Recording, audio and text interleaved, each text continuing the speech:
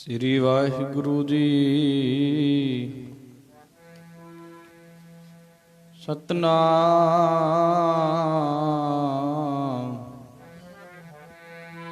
ਸਤਨਾਮ ਸ੍ਰੀ ਵਾਹਿਗੁਰੂ ਸਾਹਿਬ JIO.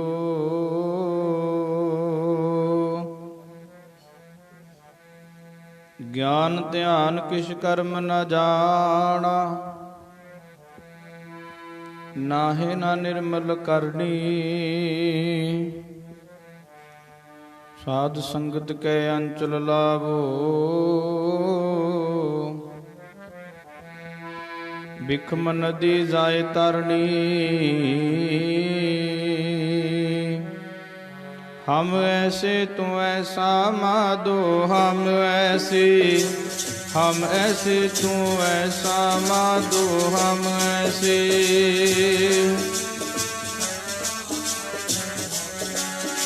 जी हम ऐसे तू ऐसा, हम ऐसे तू ऐसा माधो, हम ऐसे तू ऐसा माधो, हम ऐसे।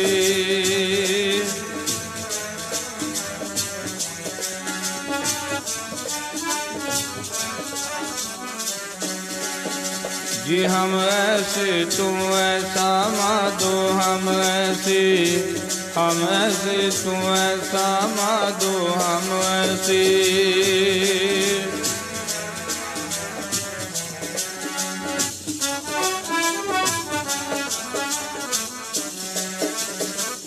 हम मैले तुम उजल करते, हम निर्गुण तू दाता। हम मूर्ख तुम चित्र सियाण, तू सर्व कला का ज्ञाता। माधो हम ऐसे तू ऐसा, हम पापी तुम पाप खंडन। निको ठाकुर दिशा, तुम सब साजे साज निवाजे। जियो पिंड दे प्राणा, निर्गुण यारे गुण नहीं कोई। तुम दान देओ मेहरबाना, तुम करो भला हम भलो ना जाने। तू सदा सदा दयाला, तुम सुखदाई पुरख विधाते। तुम राखो अपने बाला, तुम निधान टल सुल्तान। जी जंत सब जाचै, कहो नानका मिह हवाला। राग संतन कै पाछै, हम ऐसे तू ऐसा माधो, हम ऐसे तू ऐसा माधो, हम ऐसे।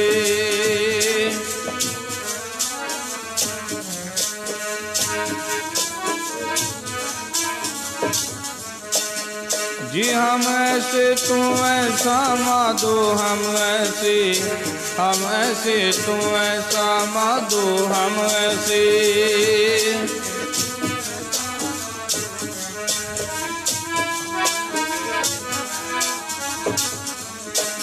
जी हम ऐसे तू ऐसा माधो, हम ऐसे तू ऐसा माधो, हम ऐसे।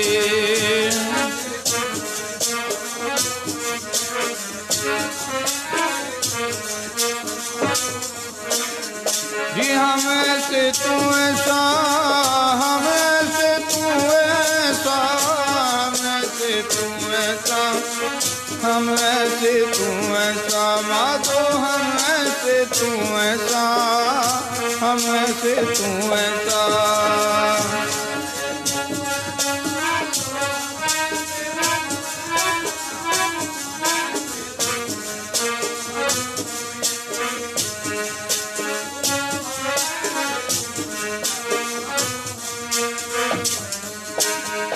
हम ऐसे तू ऐसा माधो, हम ऐसे तू ऐसा माधो, हम ऐसे।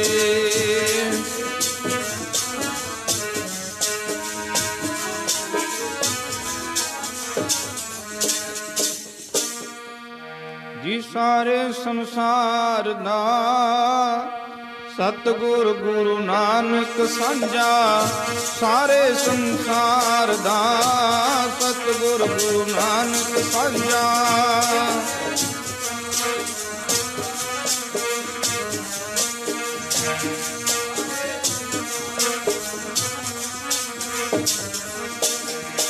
ਜੀ ਸਾਰੇ ਸੰਸਾਰ ਦਾ ਸਤਿਗੁਰ ਗੁਰੂ ਨਾਨਕ ਸਾਂਝਾ। ਸਾਰੇ ਸੰਸਾਰ ਦਾ ਸਤਿਗੁਰ ਗੁਰੂ ਨਾਨਕ ਸਾਂਝਾ।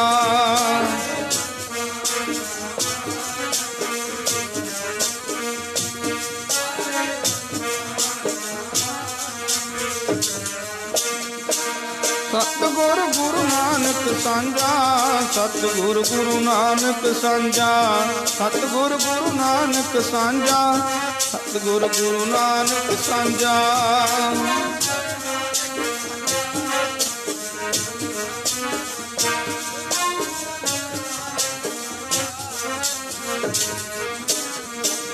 ਸਤਿਗੁਰ ਗੁਰੂ ਨਾਨਕ ਸਾਂਝਾ। ਸਤਿਗੁਰ ਗੁਰੂ ਨਾਨਕ ਸਾਂਝਾ। ਸਤਿਗੁਰ ਗੁਰੂ ਨਾਨਕ ਸਾਂਝਾ। ਸਤਿਗੁਰ ਗੁਰੂ ਨਾਨਕ ਸਾਂਝਾ।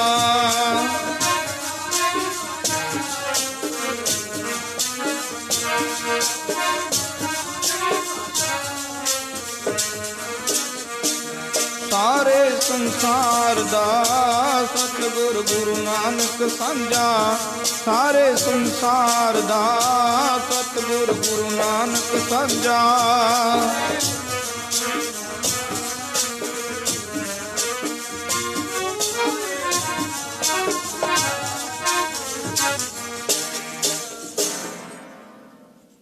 ਜਬ ਜਬ ਹੋਏ ਧਰਮ ਗਲਾਨੀ,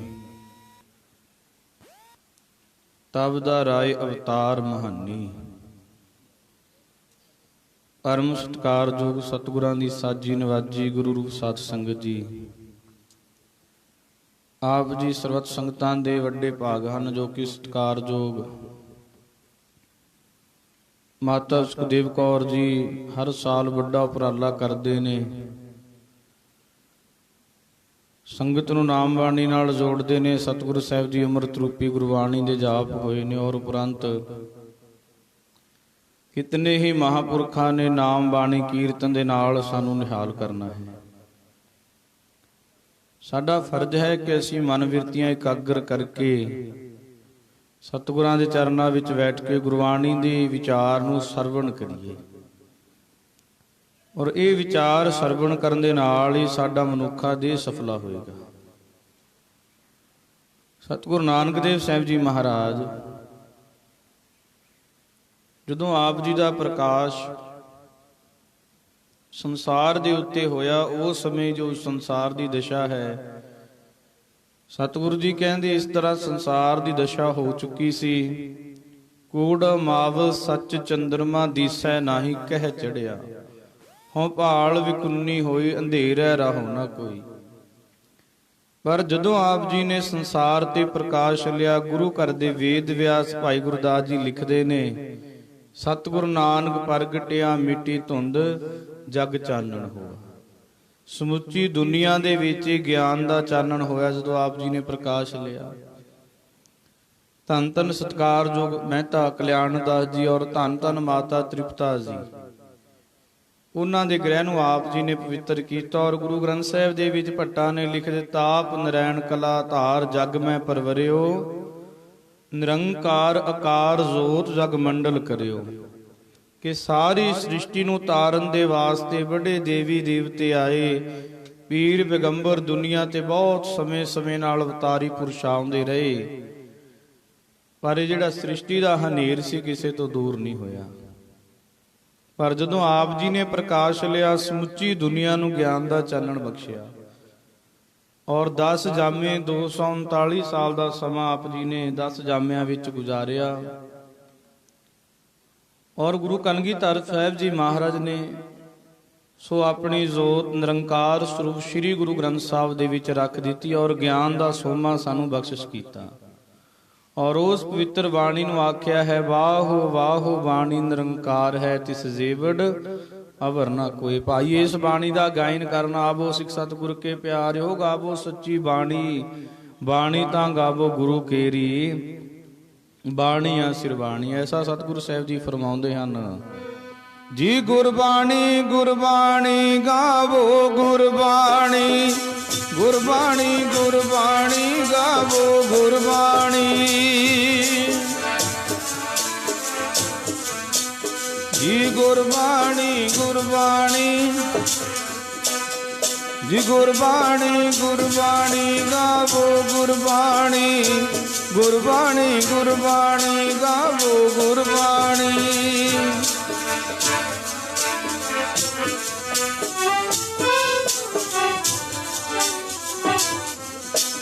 ਜੀ। ਗੁਰਬਾਣੀ ਗੁਰਬਾਣੀ ਗਾਵੋ ਗੁਰਬਾਣੀ, ਗੁਰਬਾਣੀ ਗੁਰਬਾਣੀ ਗਾਵੋ ਗੁਰਬਾਣੀ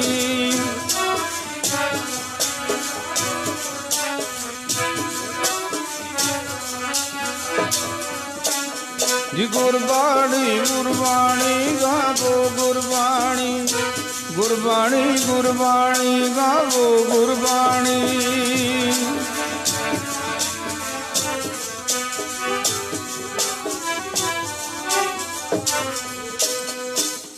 ਮਹਾਰਾਜ ਕਹਿੰਦੇ ਭਾਈ ਸਾਰਿਆਂ ਨੇ ਰਲ ਮਿਲ ਕੇ ਇਸ ਗੁਰਬਾਣੀ ਦਾ ਗਾਇਨ ਕਰਨਾ। ਗੁਰਬਾਣੀ ਵਿੱਚ ਸੋਝੀ ਹੈ, ਗੁਰਬਾਣੀ ਵਿੱਚ ਗੁਰੂਆਂ ਦਾ ਜੋ ਆਪਣਾ ਤਜਰਬਾ ਹੈ ਉਹ ਸਾਰਾ ਆਪ ਜੀ ਨੇ ਗੁਰੂ ਗ੍ਰੰਥ ਸਾਹਿਬ ਦੀ ਬਾਣੀ ਵਿੱਚ ਲਿਖ ਦਿੱਤਾ।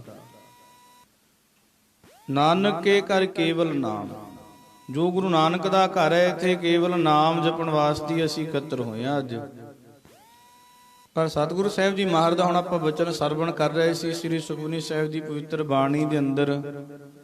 ਮਹਾਰਾਜ ਜੀ ਕਹਿੰਦੇ ਨੌ ਨਿਧ ਪ੍ਰਭ ਕਾ ਅੰਮ੍ਰਿਤ ਨਾਮ, ਦੇਹੀ ਮੈਂ ਇਸ ਕਾ ਵਿਸਰਾਮ। ਜਿਹੜਾ ਨੌ ਨਿਧ ਪਰਮੇਸ਼ਰ ਦਾ ਨਾਮ ਹੈ, ਸਾਰੇ ਦੁੱਖਾਂ ਨੂੰ ਕੱਟਣ ਵਾਲਾ, ਉਹ ਮਹਾਰਾਜ ਜੀ ਨੇ ਸਰੀਰ ਦੇ ਵਿੱਚ ਰੱਖੀਰ ਵਾਲੇ ਜਾਣਕਾਰੀ ਨਹੀਂ ਰੱਖਦੇ ਸਾਧ ਸੰਗਤ। ਇਹ ਨਹੀਂ ਵੀ ਜਨਮ ਲੈ ਲਿਆ, ਹੱਸ ਲੈ ਖੇਡ ਲੈ, ਦੁਨੀਆ ਤੋਂ ਚਲੇ ਗਏ, ਖਾਣਾ ਪੀਣਾ ਹੱਸਣਾ ਸੌਣਾ ਵਿਸਰ ਗਿਆ ਹੈ ਮਰਨਾ, ਕਸਮ ਵਿਸਾਰ ਖੁਆਰੀ ਕੀਨੀ ਤ੍ਰਿਗ ਜੀਵਨ ਨਹੀਂ ਰਹਿਣਾ। ਗੁਰੂ ਨਾਨਕ ਸਾਹਿਬ ਕਹਿੰਦੇ ਪ੍ਰਾਨੀ ਇੱਕੋ ਨਾਮ ਧਿਆਵੋ, ਆਪਣੀ ਪਤ ਸੇਤੀ ਕਰ ਜਾਵੋ।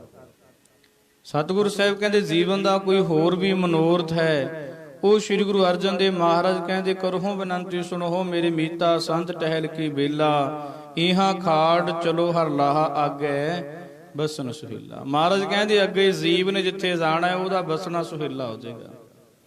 ਨੌ ਨਿਧ ਅੰਮ੍ਰਿਤ ਪ੍ਰਭ ਕਾ ਨਾਮ, ਜਿਹੜਾ ਪਰਮੇਸ਼ਰ ਦਾ ਅੰਮ੍ਰਿਤ ਨਾਮ ਹੈ, ਦੇਹੀ ਮੈਂ ਇਸ ਕਾ ਵਿਸ਼ਰਾਮ, ਇਹ ਸਰੀਰ ਦੇ ਵਿੱਚ ਹੀ ਵਾਸਾ ਹੈ।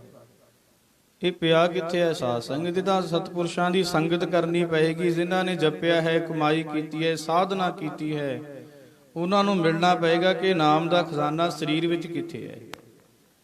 ਤੇ ਸਤਿਗੁਰੂ ਨਾਨਕ ਦੇਵ ਸਾਹਿਬ ਜੀ ਮਹਾਰਾਜ ਕਹਿੰਦੇ ਪਹਿਲਾ ਰਸਨਾ ਦੁਆਰਾ ਨਾਮ ਜਪਿਆ ਜਾਂਦਾ ਹੈ।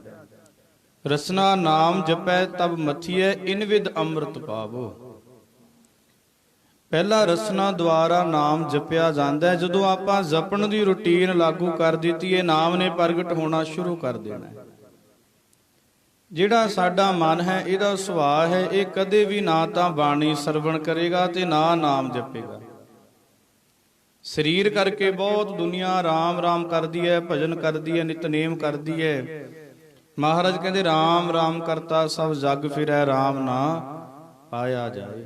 ਮਿਲਦਾ ਕਿਸੇ ਨੂੰ ਨਹੀਂ, ਸਾਰੀ ਦੁਨੀਆ ਭਜਨ ਕਰਦੀ ਹੈ, ਸਾਰੇ ਨਿਤਨੇਮ ਕਰਦੇ ਨੇ, ਨਾ ਕਿਸੇ ਅੰਦਰ ਸ਼ਾਂਤੀ ਹੈ, ਸਭ ਦੇ ਮਨ ਈਰਖਾ ਨਾਲ ਭਰੇ ਪਏ ਨੇ।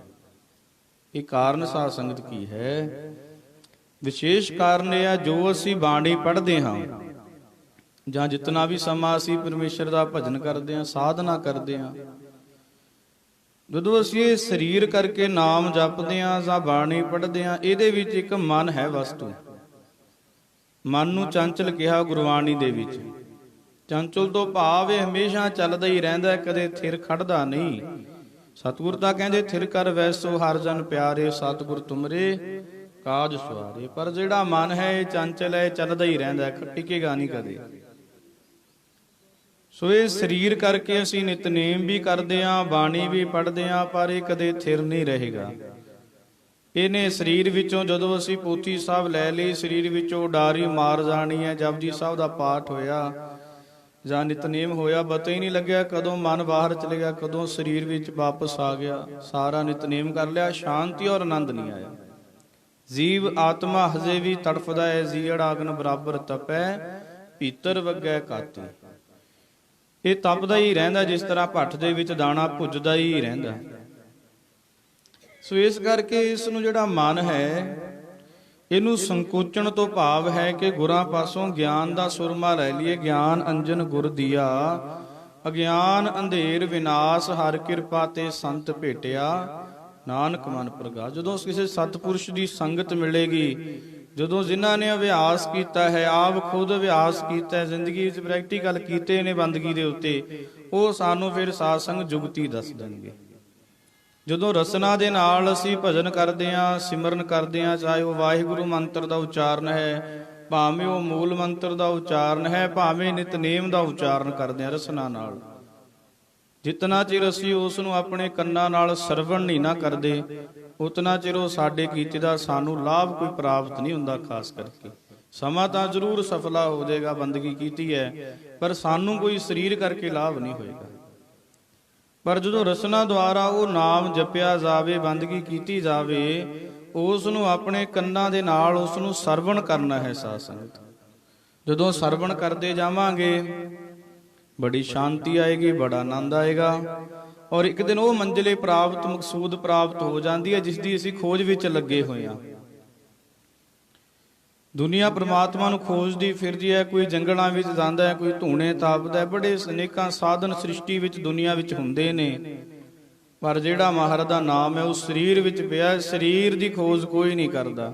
ਸਤਿਗੁਰ ਕਹਿੰਦੇ ਬਾਹਰੋਂ ਪ੍ਰਮਾਤਮਾ ਨਹੀਂ ਮਿਲੇਗਾ, ਮਿਲੈ ਮਿਲਿਆ ਨਾ ਮਿਲੈ, ਮਿਲੈ ਮਿਲਿਆ ਜੇ ਹੋਏ ਅੰਤਰਾਤਮੈ, ਜੋ ਮਿਲੈ ਮਿਲਿਆ ਕਹੀਐ ਸੋਏ। ਉਹ ਅੰਦਰ ਆਤਮਾ ਦੇ ਵਿੱਚੋਂ ਹੀ ਉਹਦਾ ਪ੍ਰਕਾਸ਼ ਹੋਏ। ਉਹ ਜੁਗਤੀ ਹੈ ਕਿ ਪਰਮੇਸ਼ਰ ਦਾ ਨਾਮ ਪਹਿਲਾਂ ਬੈਖਰੀ ਬਾਣੀ ਭਾਵ ਰਸਨਾ ਦੁਆਰਾ ਜਪਣਾ। ਜਦੋਂ ਰਸਨਾ ਨਾਲ ਵਾਹਿਗੁਰੂ ਮੰਤਰ ਦਾ ਉਚਾਰਨ ਹੋਵੇ, ਜਿਹੜੇ ਸਾਡੇ ਕੰਨ ਨੇ ਇਹਨਾਂ ਨਾਲ ਸਰਵਣ ਕਰਨਾ ਹੈ। ਇਹ ਸਰਵਣੋ ਮੇਰਿਓ ਸਾਚੈ ਸੁਣਨੈ, ਨੌ ਬਿਠਾਏ ਸਾਚੈ ਸੁਣਨੈ, ਨੌ ਬਿਠਾਏ ਸਰੀਰ ਲਾਏ, ਸੁਣੋ ਸਤ ਬਾਣੀ। ਜਦੋਂ ਇਹ ਸੁਣੇਗਾ ਆਪਣੇ ਆਪ ਹੀ ਮਨ ਵਸ ਚ ਆਏਗਾ, ਔਰ ਉਸ ਨੂੰ ਮਹਾਰਾਜ ਜੀ ਕਹਿੰਦੇ ਮਨ ਵਸ ਆਵੈ ਨਾਨਕਾ ਜੇ ਪੂਰਨ ਕਿਰਪਾ ਹੋਈ। ਹੌਲੀ ਹੌਲੀ ਮਨ ਆਪਣੇ ਥਿਰ ਘਰ ਵਿੱਚ ਆ ਜਾਂਦਾ। ਮਹਾਰਾਜ ਜੀ ਕਹਿੰਦੇ ਕਾਫੀ ਲੰਮਾ ਸਮਾਂ ਰਸਨਾ ਦੁਆਰਾ ਜਪਣਾ ਪੈਂਦਾ ਹੈ। ਹੌਲੀ ਹੌਲੀ ਇਤਨਾ ਧਿਆਨ ਪ੍ਰਪੱਖ ਹੋ ਜਾਂਦਾ ਹੈ, ਜੀਵ ਦਾ ਇਹ ਕੰਠ ਵਿੱਚ ਚਲਿਆ ਜਾਂਦਾ ਹੈ। ਉੱਥੇ ਰਸਨਾ ਬੰਦ ਹੋ ਜਾਂਦੀ ਹੈ, ਪਰ ਸਿਮਰਨ ਨਹੀਂ ਰੁਕਦਾ। ਇਹ ਆਪਣੇ ਲਹਿਜੇ ਦੁਆਰਾ ਚੱਲਦਾ ਹੀ ਰਹਿੰਦਾ ਹੈ। ਕੰਠ ਦੇ ਵਿੱਚੋਂ ਹਿਰਦੇ ਵੀ ਚਲਿਆ ਜਾਂਦਾ ਹੈ, ਹੌਲੀ ਹੌਲੀ ਨਾਭੀ ਵਿੱਚ ਚਲਿਆ ਜਾਂਦਾ ਹੈ, ਜਿਸ ਨੂੰ ਪਰਾਵਾਣੀ ਆਖਦੇ ਨੇ। ਹੌਲੀ ਹੌਲੀ ਇਹ ਸਟੇਜਾਂ ਪਾਰ ਹੁੰਦੀਆਂ ਨੇ, ਪਰ ਆਪਾਂ ਕਥਾ ਕੀਰਤਨ ਸੁਣਦਿਆਂ ਨੂੰ ਸਾਧ ਸੰਗਤ ਉਮਰਾਂ ਲੰਘ ਜਾਂਦੀਆਂ ਨੇ, ਪਰ ਇਸ ਗੱਲ ਨੂੰ ਕਦੇ ਅਮਲ ਵਿੱਚ ਲੈ ਕੇ ਨਹੀਂ ਆਏ। ਪਰ ਜਿਹੜੇ ਪ੍ਰੇਮੀ ਇਸ ਗੱਲਾਂ ਨੂੰ ਸਰਵਣ ਕਰਕੇ ਆਪਣੀ ਜ਼ਿੰਦਗੀ ਵਿੱਚ ਅਭਿਆਸ ਕਰਦੇ ਨੇ, ਇੱਕ ਦਿਨ ਉਹ ਜ਼ਰੂਰ ਕਿਸੇ ਮੰਜ਼ਿਲੇ ਮਕਸੂਦ ਨੂੰ ਪਹੁੰਚ ਦਿੰਦੇ ਨੇ। ਔਰ ਇਹ ਨਹੀਂ ਵੀ ਰੱਬ ਕਿਸੇ ਹੋਰ ਜਨਮ ਦੇ ਵਿੱਚ ਜਾ ਕੇ ਤੁਹਾਨੂੰ ਮਿਲੇਗਾ। ਅੱਜ ਹੀ ਅਭਿਆਸ ਸ਼ੁਰੂ ਕਰ ਦਿਓ ਤਾਂ ਅੱਜ ਹੀ ਹਾਜ਼ਰ ਨਾਜ਼ਰ ਹੈ। ਮਹਾਰਾਜ ਕਹਿੰਦੇ ਪਰਮੇਸ਼ਰ ਤਾਂ ਜੀਵ ਦੇ ਬਹੁਤ ਨੇੜੇ ਹੈ। ਰਵਿਦਾਸ ਮਹਾਰਾਜ ਜੀ ਕਹਿੰਦੇ ਕਹਿ ਰਵਿਦਾਸ ਹਾਥ ਪੈ ਨੇੜੈ, ਸਹਿਜੇ ਹੋਏ ਸੋ ਹੋਈ। ਉਹ ਤਾਂ ਹੱਥਾਂ ਪੈਰਾਂ ਤੋਂ ਵੀ ਨੇੜੇ ਹੈ। ਜੋ ਠਾਕੁਰ ਸਦ ਸਦਾ ਹਜ਼ੂਰੇ, ਤਾਂ ਕੋ ਅੰਧਾ ਜਾਣ ਤੂਰੇ। ਮਹਾਰਾਜ ਕਹਿੰਦੇ ਉਹ ਤਾਂ ਹਜ਼ੂਰ ਹੈ, ਦੁਕਾਲੰ ਪ੍ਰਣਾਸੀ ਦਿਆਲੰ ਸਰੂਪੇ, ਸਦਾ ਅੰਗ ਸੰਗੇ ਅਭੰਗੰ ਵਿਭੂਤੇ। ਉਹ ਤਾਂ ਸਦਾ ਹੀ ਨੇੜੇ ਹੈ, ਪਰ ਜੀਵ ਨੇ ਉਸ ਨੂੰ ਆਪਣੇ ਨੇੜੇ ਸਮਝਿਆ ਨਹੀਂ।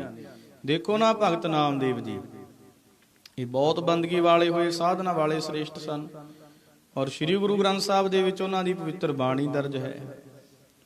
ਜਦੋਂ ਆਪ ਜੀ ਹਜ਼ੂਰ ਸਾਹਿਬ ਦੇ ਇਲਾਕੇ ਦੇ ਵਿੱਚ ਭਰਮਣ ਕਰ ਰਹੇ ਸਨ, ਉੱਥੇ ਰਹਿੰਦੇ ਸਨ ਆਪ ਜੀ। ਅੱਜ ਮੰਦਿਰ ਦੇ ਵਿੱਚ ਪਾਂਡੇ ਲੋਕ ਪੂਜਾ ਕਰਦੇ ਨੇ ਪਰਮੇਸ਼ਰ ਦੀ। ਪੁਰਾਣੇ ਸਮੇਂ ਦੇ ਵਿੱਚ ਇੱਕ ਸਾਧ ਸੰਗ ਸਾਧਨ ਹੁੰਦਾ ਕਿ ਕੋਈ ਨੀਵੀਂ ਬਿਆਦਰੀ ਵਾਲਾ ਮੰਦਿਰ ਵਿੱਚ ਨਹੀਂ ਸੀ ਜਾ ਸਕਦਾ। ਇਹ ਅੱਜ ਤੱਕ ਮੰਦਿਰਾਂ ਦੇ ਰੂਲ ਆਪਣੇ ਕਾਇਮ ਰੱਖੇ ਹੋਏ ਨੇ। ਅੱਜ ਵੀ ਨਹੀਂ ਜਾ ਸਕਦਾ। ਜਿਹੜੇ ਸ੍ਰੇਸ਼ਟ ਮੰਦਿਰ ਨੇ ਬ੍ਰਾਹਮਣਾਂ ਦੇ, ਉਹ ਪੂਜਾ ਕਰਦੇ ਸਨ। ਇਤਨੇ ਨੂੰ ਭਗਤ ਨਾਮਦੇਵ ਜੀ ਚਲੇ ਗਏ ਪਰਮੇਸ਼ਰ ਦਾ ਭਜਨ ਕਰਦੇ ਕਰਦੇ। ਇਹ ਕਿਤੇ ਯਾਤਰਾ ਤੋਂ ਆਏ ਸਨ। ਇਹਨਾਂ ਦੇ ਜੋ ਪੈਰਾਂ ਵਿੱਚ ਸਾਧ ਸੰਗਤ ਸਾਨੂੰ ਛਿੱਤਰ ਪਾਏ ਸਨ, ਵੱਡੇ ਵੱਡੇ ਜੁੱਤੇ। ਇਹ ਇਸੇ ਮਸਤੀ ਦੇ ਵਿੱਚ ਝੂਮੇ। ਇਹਨਾਂ ਨੇ ਪੈਰਾਂ ਦੇ ਜੋੜੇ ਲਾਏ ਔਰ ਪਰਮੇਸ਼ਰ ਦੀ ਆਰਤੀ ਦੇ ਵਿੱਚ ਉੱਚੀ ਉੱਚੀ ਵਜਾਉਣੇ ਆਰੰਭ ਕਰ ਦਿੱਤੇ। ਉਹ ਪੰਡਤਾਂ ਨੇ ਦੇਖਿਆ ਕਿ ਨਾਮਦੇਵ ਇਹ ਤਾਂ ਨਰਾਦਰ ਕਰ ਰਿਹਾ ਪਰਮੇਸ਼ਰ ਦਾ, ਜੁੱਤੀਆਂ ਵਜਾ ਰਿਹਾ ਬਾਹਰ ਬੈਠਾ। ਉਹਨਾਂ ਨੇ ਧੱਕੇ ਦੇ ਕੇ ਉਹ ਮੰਦਿਰ ਦੇ ਪਿੱਛੇ ਸਿੱਟ ਆਂਦੇ।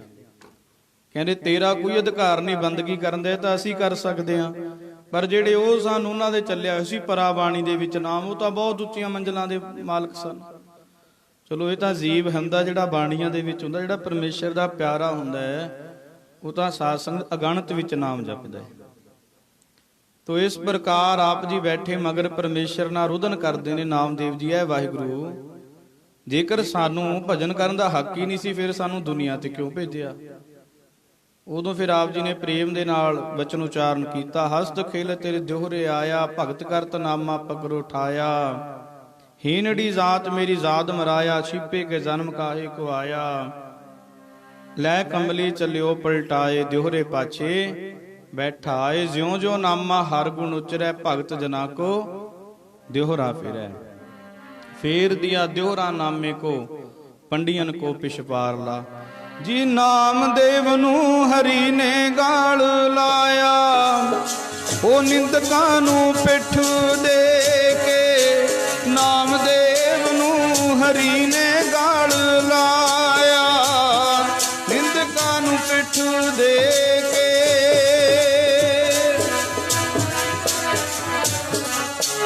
ਬਈ ਨਿੰਦਕਾਂ ਨੂੰ ਪਿੱਠ ਦੇ ਕੇ।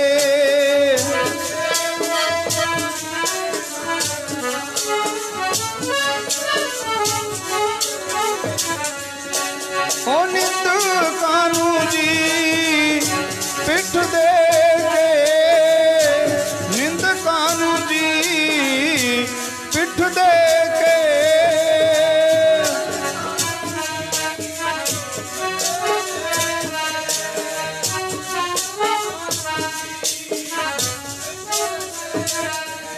ਨਾਮਦੇਵ ਨੂੰ ਹਰੀ ਨੇ ਗਾਲ ਲਾਇਆ, ਉਹ ਨਿੰਦਕਾਂ ਨੂੰ ਪਿੱਠ ਦੇ ਕੇ। ਨਾਮਦੇਵ ਨੂੰ ਹਰੀ ਨੇ ਗਾਲ ਜੀ, ਨਿੰਦਕਾਂ ਨੂੰ ਪਿੱਠ ਦੇ ਕੇ।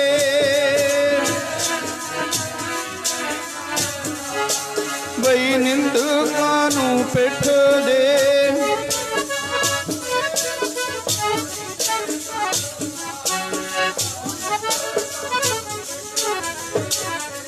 ਜੀ ਹਰ ਜੁਗ ਜੁਗ ਭਗਤੀ ਉਪਾਇਆ, ਪੈਜ ਰੱਖਦਾ ਆਇਆ ਰਾਮ ਰਾਜੇ। ਹਰਨਾਕਸ਼ ਦੁਸ਼ਟ ਹਰ ਮਾਰਿਆ,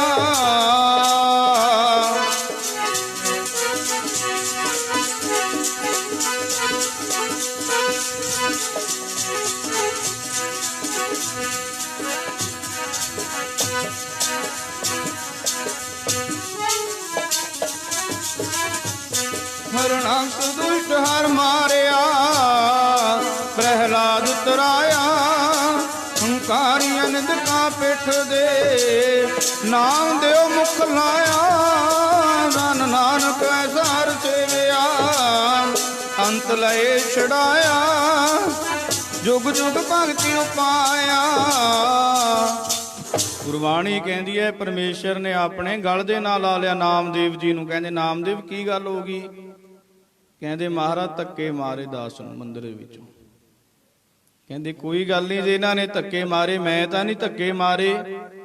ਤੂੰ ਨਾਮ ਜਪਿਆ, ਤੇਰੀ ਮਿਹਨਤ ਕੀਤੀ ਵਿਰਥੀ ਨਹੀਂ ਜਾਏਗੀ। ਕਿ ਤਿਲ ਨਹੀਂ ਭੰਨੈ ਘਾਲੇ, ਕੋਈ ਕਰਕੇ ਤਾਂ ਦੇਖੇ ਸਾਧ ਸੰਗਤ।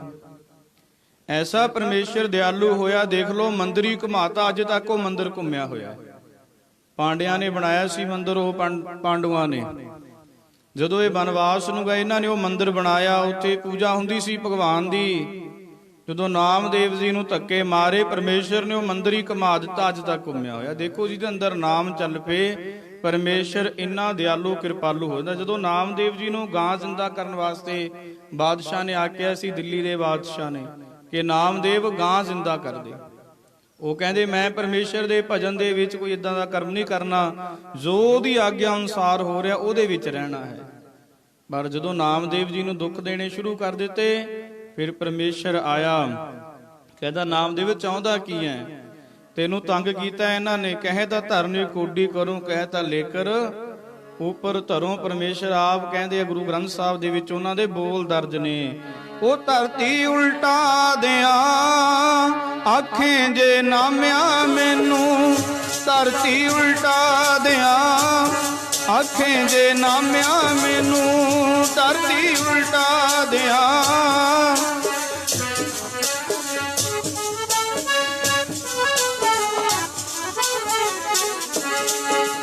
ਉਹ ਧਰਤੀ ਉਲਟਾ ਦਿਆਂ ਆਖੇ ਜੇ ਨਾਮਿਆ ਮੈਨੂੰ, ਧਰਤੀ ਉਲਟਾ ਦਿਆਂ ਆਖੇ ਜੇ ਨਾਮਿਆ ਮੈਨੂੰ।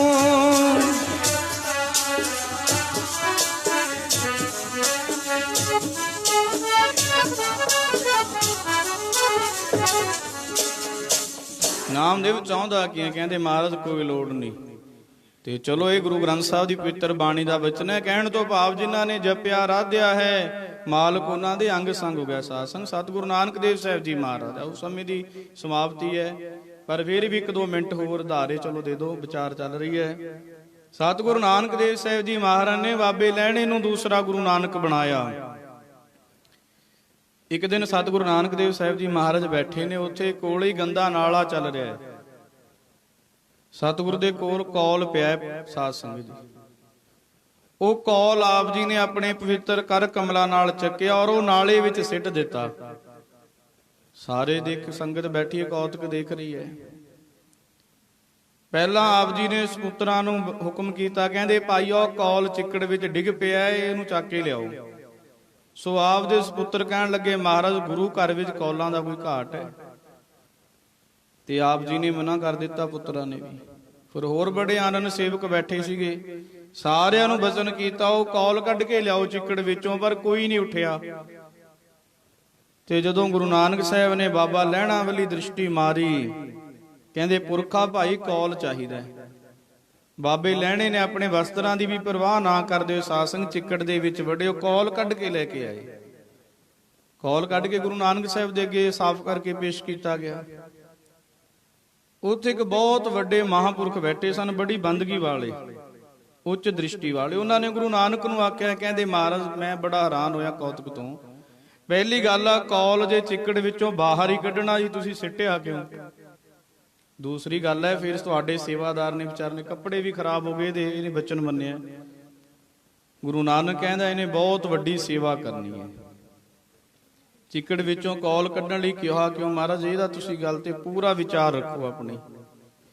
ਗੁਰੂ ਨਾਨਕ ਕਹਿਣ ਲੱਗੇ ਮੈਂ ਇਹਨੂੰ ਤਾਂ ਚਿੱਕੜ ਵਿੱਚੋਂ ਕੌਲ ਕੱਢਣ ਵਾਸਤੇ ਕਿਹਾ, ਜਿਹੜਾ ਅਸੀਂ ਘਰ ਬਣਾ ਰਹੇ ਨਾ ਗੁਰੂ ਨਾਨਕ ਦਾ ਘਰ, ਇੱਥੇ ਖੱਤਰੀ ਬ੍ਰਾਹਮਣ ਸੂਦ ਵੈਸ ਉਪਦੇਸ਼ ਚੌ ਵਰਨਾ ਕੋ ਸਾਂਝਾ।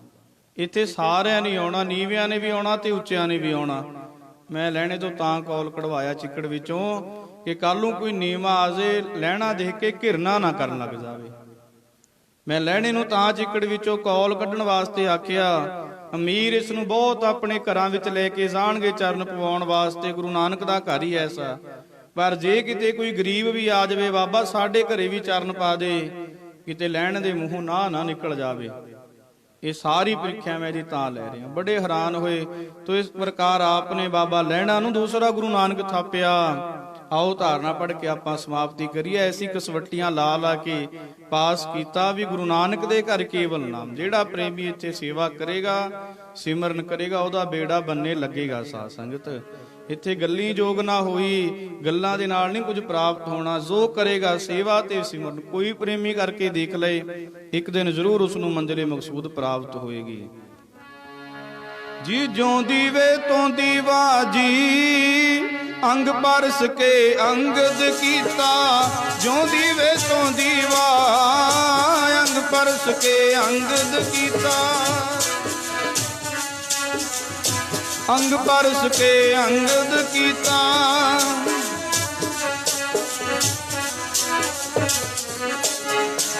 ਜਿਉਂ ਦੀਵੇ ਤੋਂ ਦੀਵਾ ਜੀ, ਅੰਗ ਪਰਸ ਕੇ ਅੰਗਦ ਕੀਤਾ। ਜਿਉਂ ਦੀਵੇ ਤੋਂ ਦੀਵਾ, ਅੰਗ ਪਰਸ ਕੇ ਅੰਗਦ ਕੀਤਾ।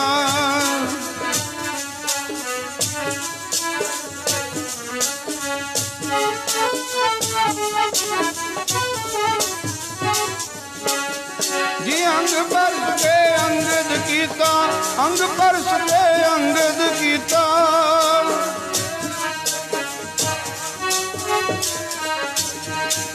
अंग परस के अंगद कीता, अंग परस के अंगद कीता।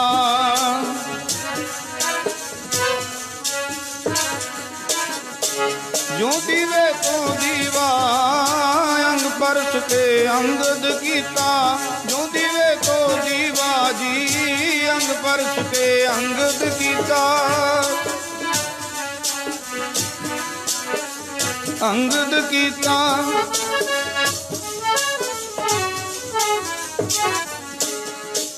ਆਓ ਸਾਧ ਸੰਗਤ, ਸਤਿਕਾਰਯੋਗ ਮਾਤਾ ਸੁਖਦੇਵ ਕੌਰ ਜੀ ਨੇ ਬਹੁਤ ਵੱਡਾ ਉਪਰਾਲਾ ਕੀਤਾ। ਹਰ ਸਾਲ ਦੀ ਤਰ੍ਹਾਂ ਬੇਅੰਤ ਮਹਾਂਪੁਰਖਾਂ ਨੇ, ਸਤਿਪੁਰਸ਼ਾਂ ਨੇ ਹਾਜ਼ਰੀ ਭਰਨੀ ਹੈ। ਦਾਸ ਕੋਲੋਂ ਵਿਚਾਰ ਕਰਦਿਆਂ ਕੋਲੋਂ ਬੇਅੰਤ ਪ੍ਰਕਾਰ ਦੀਆਂ ਭੁੱਲਾਂ ਹੋਈਆਂ ਨੇ। ਸਾਹਿਬ ਸ੍ਰੀ ਗੁਰੂ ਗ੍ਰੰਥ ਸਾਹਿਬ ਜੀ ਮਹਾਰਾਜ ਆਪ ਦੀ ਸੰਗਤ ਬਖਸ਼ਣ ਜੋਗੋ ਜੀ। ਹੋਈਆਂ ਭੁੱਲਾਂ ਦੀ ਖਿਮਾ। ਵਾਹਿਗੁਰੂ ਜੀ ਕਾ ਖਾਲਸਾ, ਵਾਹਿਗੁਰੂ ਜੀ ਕੀ ਫਤਿਹ।